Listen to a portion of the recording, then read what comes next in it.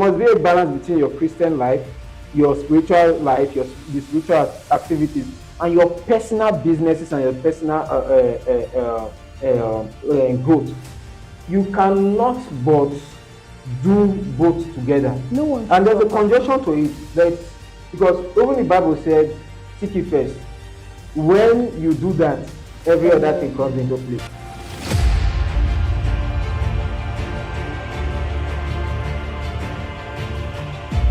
Good morning, good afternoon, good evening from wherever you're watching us from all over the world.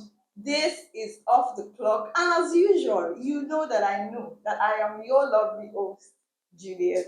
And today, as usual, we have a very special guest in our midst. His name is Dr. Soji Olalokun. Nice to meet you, Dr. Soji, sir. Nice to be here. Thank you. Thank you so Juliet, much. for Thank having you for me. having us. I know it's Thank going to be a very amazing time with you because we are talking on a topic that is not regular. I mean, of all the industries to be in, you chose to be in the safety industry. So tell us, what inspires your drive for the safety industry? Wow. Thank you once more for having me. And it's been a long time coming, actually. Yes. And,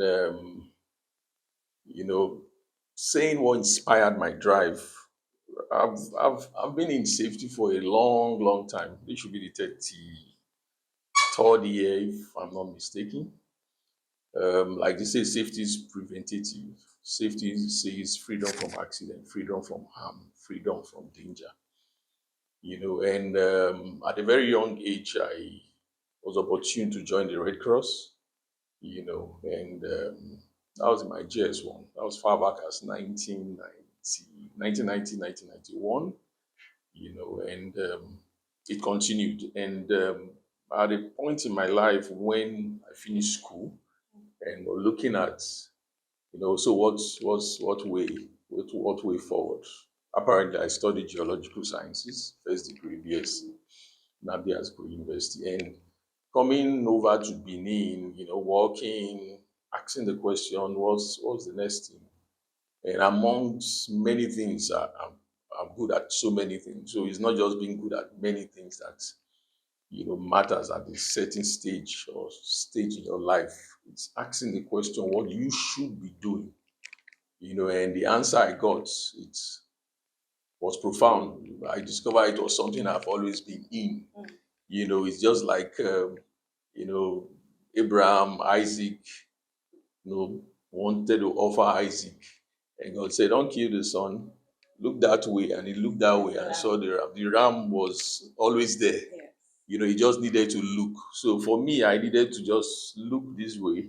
And what I was pointed to has always been there. So it was seamless. So the focus was clear. And I knew, oh, this is it. So what do I need to do? So that was the question. So I started checking the net. What do I need to do to perfect this, to really be good at what I'm supposed to be doing now? And so the first aid, public health and all that, it's all about humanity. And safety is first of all humanitarian before it's even business. So for those of us that came from that angle, we call it the not-for-profit and all that, we have that palpable, experience and empathy, as it were, coming from that side. We call it the reactionary side of safety into the proactive side of safety, preventative. So it was easy to switch. It was easy to move. It was easy to navigate some certifications here and there, membership here and there, and boom, we're where we are. And okay, so what next? Okay, let's get into this. And boom, we're in World Safety Organization. Being And I really the love to give big ups to Red Cross because I think Red Cross is a starting point for most people Of course, because it gives people the opportunity to want to do something that affects the whole world without having to put a profit on it or without putting a price on it. that's it. Because I remember so many people, they join in secondary school, primary school. And at first, for some people, it starts like a joke. Oh, I just want to join the club. But with time, it ends up they end up being very, very passionate about things, saving lives, saving people. So I really think Red Cross is doing a really It's great job. like the Bible says, train up a child in the way he should go. When he's old, he will not depart. It's just an influence. It may even be a one-off. It may just be a cause. It may just be something that person will not forget. Becomes a reference point in that person's journey through life. On the journey, we meet different people and say, "Oh, I had this," so we could relate with their experience. Exactly. Those of us coming from that side, of life into where we are today. So it's been an impactful journey. It's been a gift. God gave us the gift of life, and safety is embedded in that life. If safety is removed from the life, you're not safe. That's And very so knowing safety is knowing God, is knowing the life that God gave you, knowing it well, then extending it to the next person. That's keeping somebody else safe. You know, that's where the rules, regulation, these protocols, and all those things come in. That's So it's been a amazing. wonderful journey. So for people watching us online, some people would love to go into the safety industry. Now they will want to know what can they do? What are the career opportunities that are presented in the safety industry? So please just throw some light on that. Thank you very much. It's enormous. It depends on where the person is going to, where it's coming from, what he wants to achieve, and what are the person's outlook. Several persons just want to, okay, there was the opportunity there, was the opportunity there. Two persons will be distinguished with their passion. What's the passion? Why are you coming into it? Is it just to profit from it? If it's to profit from it, and you don't, in 1 month, 3 months, 1 year, you don't get something, you may get discouraged. But if you have a passion, or you have something that resonated inside of you, even when you see it as fun, it's like playing football and you're getting paid for playing what you enjoy at fun. So that's a difference. So if you have that, fine. But if you don't have that, it's still okay. There's still business in it. So how do you go? You go for certification. There are certifications to be done. Maybe in the comment section you could ask us. We'll share. There are several ones: international certification, national certification, like criteria, things that you need to meet. Depending on where you are coming from. Either you're a graduate, you're a BSc holder, you're a OND holder, you're a diploma holder, whatever you are, wherever you're going to. And to say the safety is multidisciplinary. It's broad. Safety is in every industry. So safety professionals or safety persons or personnel are needed in varied industry, excluding none. That's one profession that is needed in everything we do, whether on land, on sea, in the air, and even in the oil and gas, construction, FM, fast-moving consumer There's goods always company. hazard everywhere. You have a safety department, depending on how robust they are. Some have the department as big as a full company. Why? They need to guarantee optimal returns on investment to shareholders. Imagine somebody investing $1 billion in a company to ensure factors that promote production interact to generate profits and benefits humanity. Now, to ensure that process goes through, some persons have to ensure they coordinate human resources, materials, and everything together, and ensure they follow it through to get to the end, end the result, and also ensure there's little or no LTI, lost time incident, lost time injury, so that you have less insurance costs to settle, in the process of production. That's what we call safe production. Talking about the meat, let me just jump into the meat. And people say, "Oh, safety is expensive."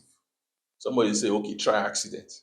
Exactly. So if safety is expensive, then try accident. One accident can bring down everything you've worked for in 35 years, just in maybe 5 hours.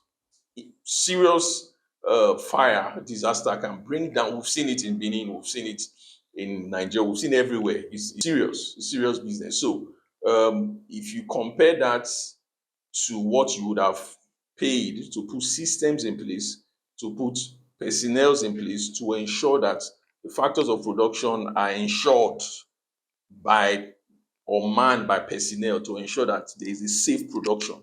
Safety in the course of production, that's safe production. So not just production, but safe production. Production done safely. And so that's where we are now, where safety, comes in to ensure that it removes, let me use the word foolishness, in saying safety is expensive. But when you try accident, you don't want to try accidents because accidents, you may not even be alive to tell this story. Yes. Compensation that you will pay may even shut down the business.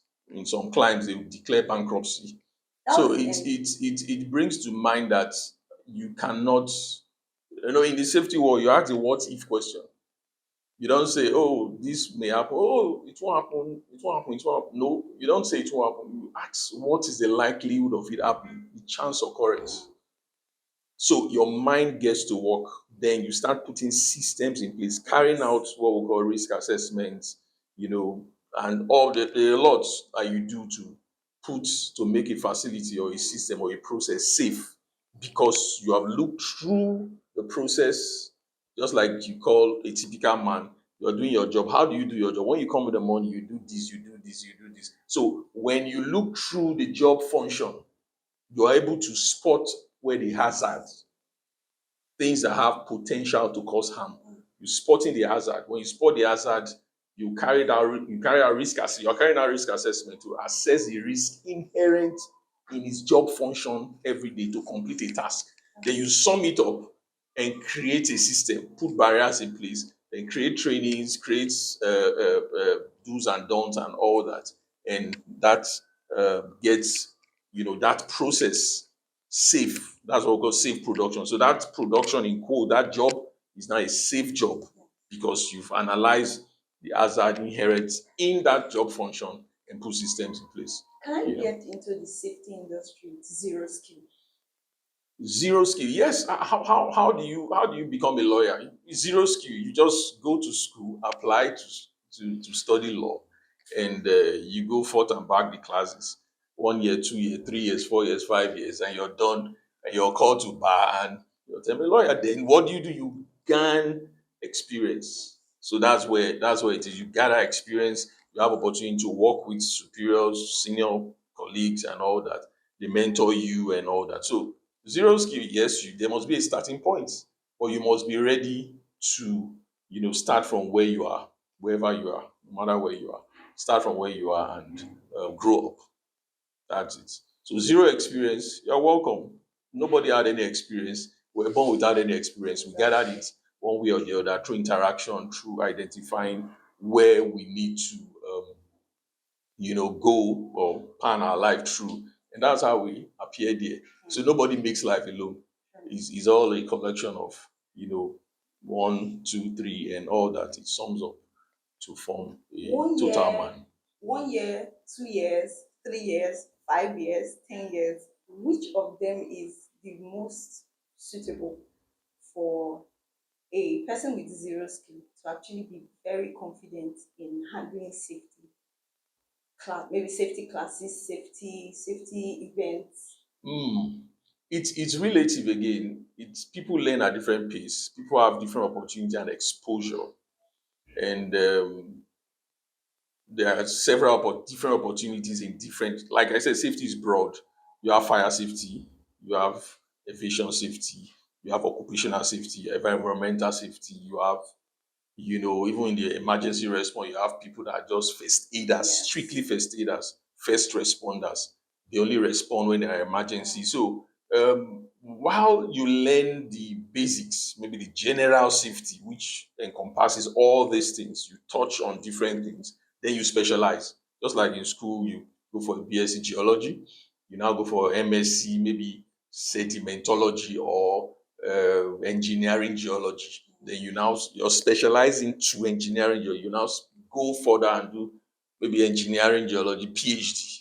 So you've limited your focus again from the general geology. So that's the way it is. So you must specialize if you want to really professionalize, not just generalize.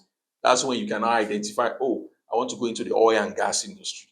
And so what do? You start looking for intern opportunities and things that have to do with oil and gas or construction.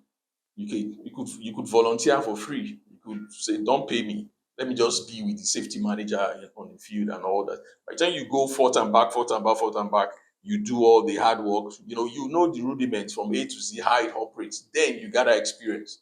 Then somebody you're having it on your reference. Oh, I've done 2 years here and all that. Before long, you're purposeful. You're studying. You're doing CPD, continuing professional development programs. Monthly, several things, professional things. There are a lot that forms the man, the total man. So 1 year, 2 year, 3 year is relative. You can even get it in 6 months if you know where you're going and you find yourself in the right environment with the right exposure, the right mentors, people that want to put you through and show you the why what, and you can break that. And internet has even made it easier to learn a lot, even do certification, some free certification online, and gather those experience by studying. Then you look at real life scenarios where you don't want to be an intern somewhere, whether you're taking trainings, and all that. It's still the same thing. It's all about your interest and your ability to achieve your aim at the end of the day. Because if you don't set your mind on it, you may just drift. You'll just be passing time like those people they forced to go to school. If they don't force you to go to school, you know what you want. You go for it. While others are sleeping, you'll be working, breaking the nights, to achieve your aim because you've set, time frames or timelines for yourself. And before long, you're there and having the opportunity. When you gather experience, the interesting thing about this, when you gather experience and your superior, that's a wonderful superior that wants to see you rise, they even give you the opportunity and just stand and say, oh, don't worry, anything that happens, it's on me. And let's Juliet undo this thing. I trust her. Why? Because you're purposeful, you're self-driven, you can see through you that this thing is all over you. There's just an opportunity he gives you. And you shoot it. When you shoot it, you cut down the number of years you're supposed to be going forth and back and all that. Why? Because somebody is there that you just climb over his shoulder and you're there. So many people, it happens like that for them, but for some, maybe they're not purposeful enough and they didn't find themselves in the right environment, and so they may spend more time achieving their goal on their aim. Thank you so much, sir. This has been a very enlightening. I've learned a lot, and I'm very sure our viewers all over the world they've learned so much from today's episode. Safety is a very broad industry with so much to learn and so much to understand. So we're going to be coming back with a part 2 with our esteemed guests once again to take us into the very deep things in safety. And that is all we have for today. Remember, safety is important, and everywhere you go, ensure that you are safe, you are happy, you are healthy. And this is it for today. This is Off the Clock again. And remember, in every situation, there is always a silver lining. Trust in it and stay happy. Bye.